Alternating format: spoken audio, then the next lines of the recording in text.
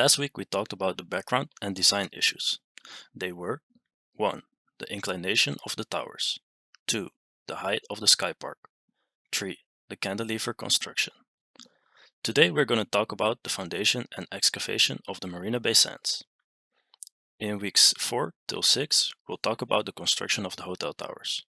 Next, the construction of the sky park and other things such as the atrium, facade, material, etc. Finally, we review and summarize the project. However, this schedule can be changed depending on the progress. This presentation consists of 3 chapters. Let's start with the introduction to the foundation and geotechnical aspects. As for every building, the foundation is one of the most important compartments to make a good construction. The soil of the project caused quite some challenges. The construction started on the 17th of January of 2008 and took about 6 months for the basement and foundations. This is a very short time relative to the size of the building. This table shows the excavation plan and excavation depth. As there was a highway located right next to the construction site, it was quite difficult to move construction vehicles and transport materials. Years before the construction of the Marina Bay Sands, there was a disaster for a project nearby, the Nicole Highway collapse. On the 20th of April 2004, the Nicole Highway accident killed 4 construction workers and injured 3 others. It was caused by a tunnel excavation construction nearby and caused the collapse, creating a gaping hole in the Nicole Highway. The reason of the collapse was because of the composition of the soil in Singapore. The ground was made up to 4 meters of marine clay. This soft soil was too weak to support the heavy road and caused a lot of horizontal pressure. As construction progressed, movement of the soil occurred and eventually caused the struts of the construction to collapse, resulting in a lot of damage to the project, the loss of lives of the construction workers, and a lot of cost. This incident had alarmed the progress of the construction of the Marina Bay Sands, and as a result, during the excavation phase of the construction, about 2.8 million cubic meters of fill and marine clay were excavated from the site. This amounts to 800 trucks every day for the next 2 years. Let's start with the site analysis. This project is located on reclaimed land, which is a land made by making embankments on the seashore and taking water out of it and filling it with soil. The Marina Bay area had several phases of reclamation. The latest one was completed in the mid-1990s. The Marina Bay Sands sits on this latest reclamation zone, which led to many problems for the project's construction. Let's take a look at the site's geology here. The cross-section along the CC line, shown on the right, represents the soil profile of the hotel towers. The section consists of sand infill overlying soft marine clay above an underlying very stiff alluvium layer. The blue layer consists of soft clay called kalang. It was too soft to support the huge weight and caused significant challenges to the excavation works. The bottom layer is the alluvium layer, which is a hard layer that was deposited for over a long time under the weight of the marine clay layer and was suitable to support the weight of the structure. In short, the Marina Bay Sands experienced the following problems during the excavation phase. 1. Weak soil. The ground was too weak because it was newly created. 2. High soil pressure. Due to the high water table, a high soil pressure was continuously applied during the construction of the foundation.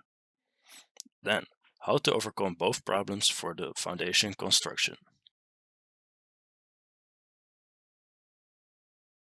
To overcome the weak soil problem, a lot of barrettes and board piles were inserted into the alluvium layer. Unlike the conditions in Korea where a 10-meter excavation would reveal the base rock, this site required the foundation to be 40 to 60 meters underneath the ground.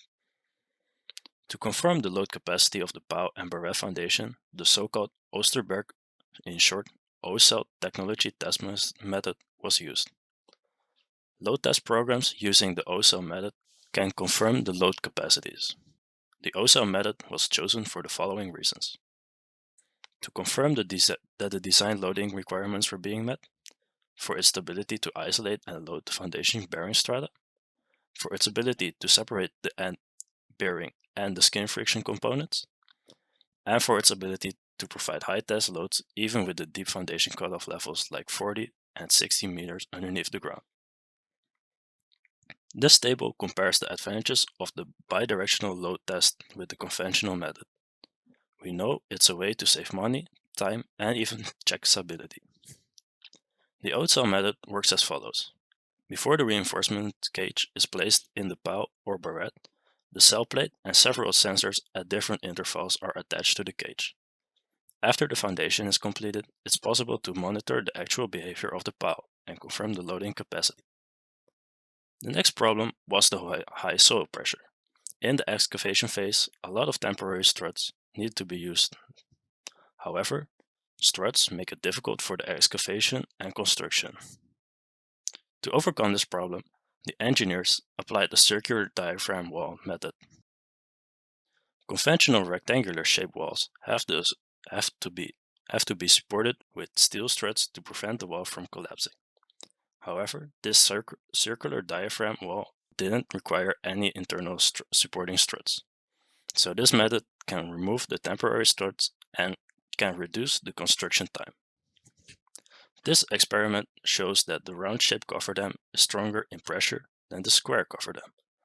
This is because, for circles, the force is evenly distributed along the wall.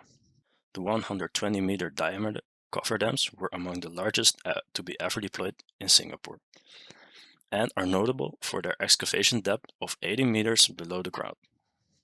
They allowed work to progress across the site simultaneously, with either the excavations to the north or south being able to be in advance of each other. Jet grouting is a ground improvement or soil stabilization method. It can provide convenient solutions for the most of the geotechnical problems.